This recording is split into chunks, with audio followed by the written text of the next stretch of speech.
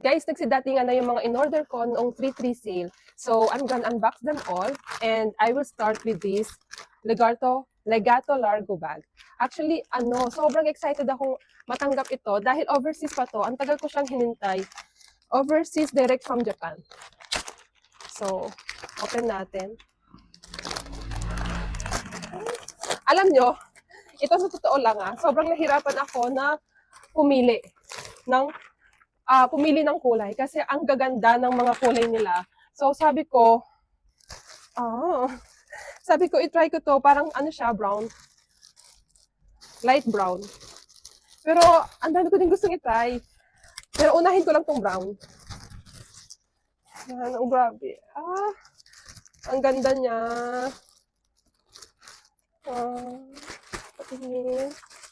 Wow. Diba? Ang shala, alam nyo, para siyang may touch siya ng long jump bag. 'Di ba? Pero mas affordable ito kasi nasa 1 to 2,000 lang to. Yung long jump, mahal 'yon. Nasa 10K yung original talaga. Ito tingnan nyo. Direct from Japan pa yan talaga siya. Overseas. Ang ganda. Paano ko ito bubuksan? Parang ayoko munang buksan. Pero ito, sige. Mamaya gawa ako ng separate video nito. Yan, ang ganda, 'di ba? Tapos ito, pinagbubuksan ko na to kanina eh. Alam nyo, di ba? Alam nyo naman tong brand na to sa mall, medyo mahal to. So, since bumili na ako dati and nakita ko may voucher sa online.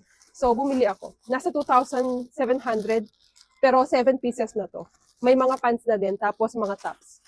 Di ba? So, na siya? Sulit na siya. Nasa yung isang pants. Ito, 2 pants yung nabili ko, tapos 5 tops.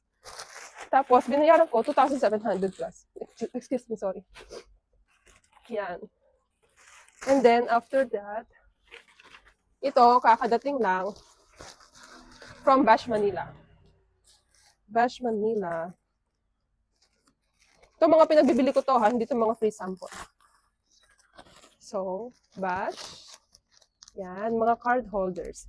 Kasi sabi ko, pwede ko itong ipanregalo sa mga teachers. Since malapit na ang graduation. Yan.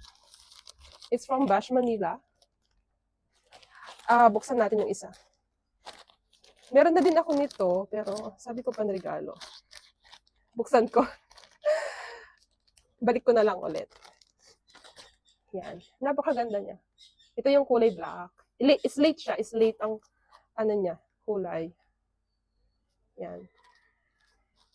Ang ganda pa ng tahi, So, ito yung slate niya. And, simple lang sila and very classy. Ito. Kulay pink. Ito yung pink. Dash. Alam nyo, sobrang tagal bago sila nag-restock. Since December ata.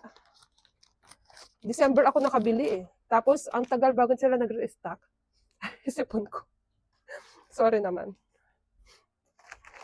Ito. So, may Bash Manila na tayo. Tapos, ito. Ito yung, wait lang kunin ko Ito, binili ko to, nasa 600 plus lang. Kasi nga sale, naabutan ko ng sale. Yung original price ito, alam ko nasa 1,000 plus. Nasa 1K to eh. Pero nabili ko to, 600. 600 plus. Solar na siya. Solar ba to? USB charging point. Solar ba to?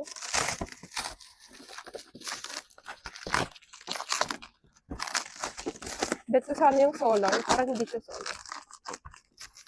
Pero rechargeable siya.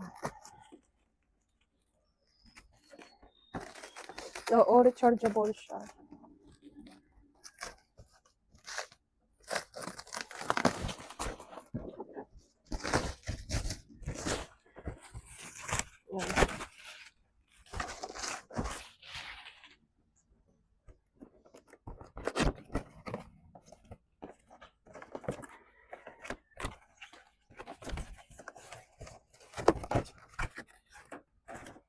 Ayusin ko na lang mamaya. Assemble ko mamaya. Oh, ito siya. Yan.